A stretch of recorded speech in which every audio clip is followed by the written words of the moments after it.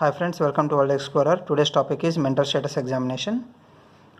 In this we are going to discuss about consciousness, appearance, general behavior, speech, motor activity, mood, affect, thought, perception, attitude, insight, cognitive abilities, attention, language, memory, construction ability, praxis, abstract reasoning. So first we are going to do mental status examination in all types of mental illness, especially schizophrenia, mania, depression, and this can be done by any person like doctor, nurses, healthcare workers who is working in a psychiatric setting. Now first, patient appearance and behavior. In the patient appearance we are going to see the physical appearance. That means is the patient is having age appropriate to age or more than age, looking more than age, looking less than age. All this we are going to observe. Next thing is grooming pattern of the patient, whether he is neatly groomed or not. Next thing is we are going to see the dress habits, whether is he wearing inappropriate dress. For example, in the winter season he is wearing a very light clothing, or in summer season he is wearing a very heavy clothing, etc. Next thing, posture, open or closed, means patient is ready to speak to you or whether patient is not willing to speak to you. So that can be identified with the open and closed position.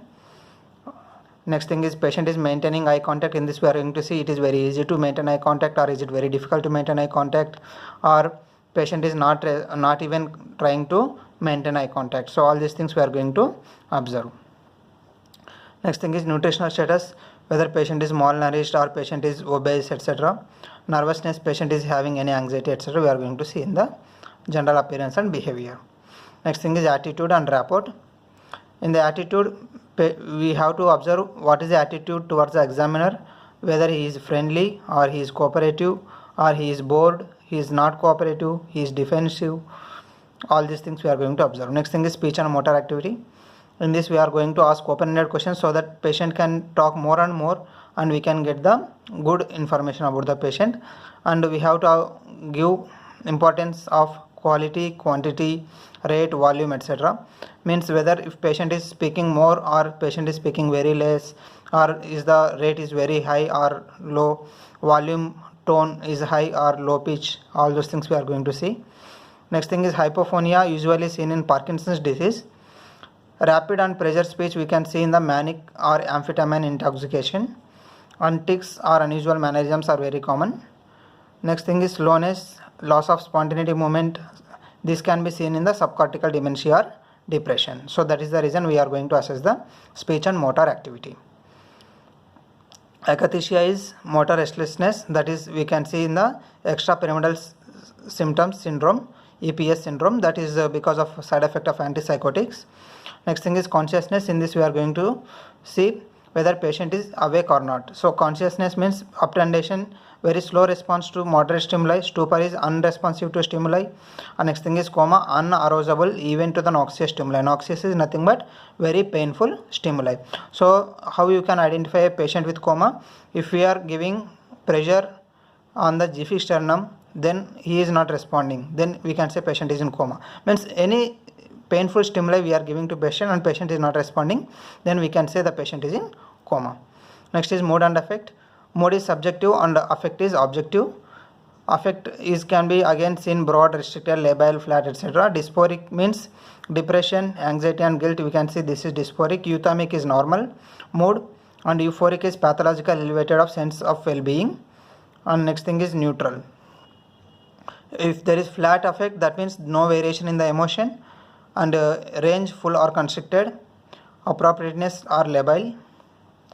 If we are asking a question, how are you? Patient is saying that with smiling I am happy. That means mood is congruent with affect. If patient is smiling and patient is saying not happy, that means there is a mood incongruence. So this is what we are going to observe in the mood and affect. If patient is depressed, angry, anxious, stressed, elevated, so we can see mood incongruence in the patient. Next thing is thought and perception. In the thought we are going to see how thought is processed and how the thought information is being organized and how patient is expressing his thoughts or not. All this we are going to see in the thought thinking. Next is psychotic thinking, unable to process the information, thoughts. It may be related to the fear, irrational fears, phobias, exaggerated fears, realistic, etc. Next thing is delusional thinking. Patient is having delusions, like delusions of grandeur, delusions of infidelity, delusion of persecution, etc. Next thing is perception. In this we are going to see illusions and hallucinations. Hypnagogic hallucination means at the time of sleeping, means before going to sleep. If they are getting any hallucination, it is called as hypnagogic hallucination. Hypnopompic hallucination means at the time of awakening. If the patient is having any hallucination, then it is called as hypnopompic. Before going to sleep, hypnagogic. Before waking up, it is hypnopompic. Next thing is thought process. We are going to identify is it logical, that is it is a normal thought process. Is there any loose association, means he is jumping from unrelated topics. Next thing is flight of ideas. Patient is having so many thoughts and he is going to jump rapidly from one idea to another idea. Tangentiality. Patient is speaking and never coming to the original point, that is called as tangentiality. Next is thought blocking. Patient suddenly stops speaking and he doesn't know what to speak, that is called as thought blocking. And next thing is circumstantiality. Patient starts with one topic and he goes around the world and then he comes back to the original point, that is called as circumstantiality. Neologism. Patient coins a new terminology which only patient can understand, which we cannot understand, that is called as neologism. Next is thought content. In this we are going to identify suicidal ideation, is there any obsession, compulsion, phobias, etc. Next is perceptual disturbances. Hallucinations, auditory, visual, olfactory, gustatory and tactile hallucination we are going to see. Delusions. Again, delusion of grandiosity, delusion of religious, delusion of persecution, delusion of jealousy, thought insertion, ideas of reference. In the insight we are going to see intellectual insight and the emotional